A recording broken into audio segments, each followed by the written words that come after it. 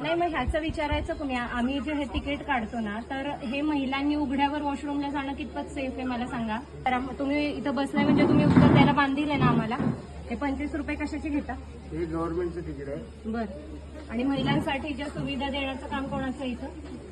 Ticket गव्हर्नमेंटचं आहे madam. आम्ही नाही, what ever it may be, पण तुम्ही इथं काम करता याच्यावरती म्हणजे जे पण काय आहे, तर मग तुम्हाला माहित पाहिजे ना. आम्ही आता दुसऱ्या कोणाला विचारणार आहे? वॉशरूम तिथं बंद होतं काय, तिथं जाणं सेफ नाही. माझ्याबरोबर अजून दुसऱ्या महिला पण होत्या. हा माझ्या एकटीचा प्रश्न नाहीये दादा.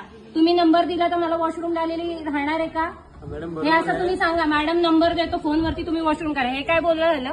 आणि हा राजधानी रायगड आहे. ऐका एक मिनिटं, काय इथे कुठेही शौचाला गेलेलं, वॉशरूमला गेलेलं चालणार आहे का? मंदिर रायगडाचं पावित्र्य राहणार आहे का त्याच्याने? मॅडम वरती कामं चालू आहेत त्याची. कामं चालू आहेत, मग लोक येण्याचं बंद आहे का? महिला येण्याचं बंद आहे का?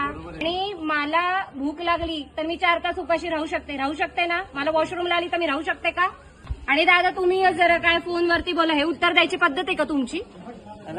एक भाऊ म्हणून आम्ही तुम्हाला बोलतोय ना, आमच्या समस्या आम्ही तर इथंच सांगणार ना. म्हणणं बरोबर आहे मॅडम. हा, आता आम्ही इथे काय कामाला. हा नंबर घ्या, पुढे फोन करा. मग जबाबदारी झटकली तर चालते का? तुम्हाला रोजचे येणारे प्रॉब्लेम माहित पाहिजे ना. इथं महिला येतात, लहान मुलं येतात. मॅडम तुम्हीच ना असे भरपूर लोकांचे कंप्लेंट येतात. म्हणजे कंप्लेंट येऊन तुम्ही ऍक्शन घेत नाही, तुम्ही स्वतः मान्य करताय. आम्ही साहेबला ना आम्ही कशी ऍक्शन तुम्ही पुढे पोस्ट करा ना. पैसे जे मिळतात ते पुढे पोस्ट करता ना.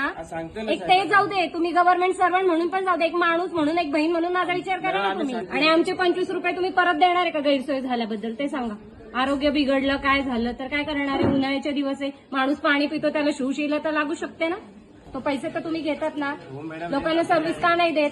गव्हर्नमेंटचं तिकीट आहे. आता आम्ही तरी काय करणार? गव्हर्नमेंटला सांगा ना. अहो रायगड युनेस्कोच्या हेरिटेज यादीमध्ये गेलेला किल्ला आहे. त्या माझ्या घराच्या जवळची बाग नाहीये. हे जगात आपण दाखवतोय का? बेसिक तर गोष्टी द्या आम्हाला. काही जास्त मागतोय मग फ्री करा. तिकीटच घेऊ नका ना तुम्ही. जर सुविधा देत नाही तोपर्यंत फ्री करा. जोपर्यंत वॉशरूम बांधून होत नाही. का नाही चालत आहे तुम्हाला? जनतेचा पैसा जातोय कुठं? नाही तर लिहा बायकांनी उघड्यावरतीच बसा म्हणून. जरा तुमच्या घरातली आई बहीण कोणी असेल आणि अशा उघड्यावर गेली ना, तुम्हाला चालणार आहे का? फक्त एक माणूस म्हणून उत्तर द्या मला. आणि आम्हाला तुमच्या नावाशी काही घेणं देणं नाही. I mean what ever it may be. आम्हाला रायगडाच्या मान सन्मानाची चिंता आहे. इथं उद्या काही गैरकृत्य झालं ना तर डॅमेज काय होणार आहे त्याचा पण तुम्ही जरा विचार करा. 25 रुपये घेतल्याशिवाय तर एक माणूस वर जात नाहीये तुमच्याकडून. तिथं तुमचा काही हलगर्जीपणा नाही. सुविधा द्यायची वेळ आली की हा त्याच्याकडे बोट करणार, तो त्याच्याकडे बोट करणार, हात वर करणार. और लिखा क्या देखो वापेकडे, हे पण दाखवा. हे 2 वर्षाची कारावास. आम्ही काही बोलायचं पण नाही, त्याच्या आधीच आम्हाला घाबरवून ठेवलंय. कुठलं एक झोपडपट्टीतलं घर दाखवा ज्याच्यामध्ये शौचालय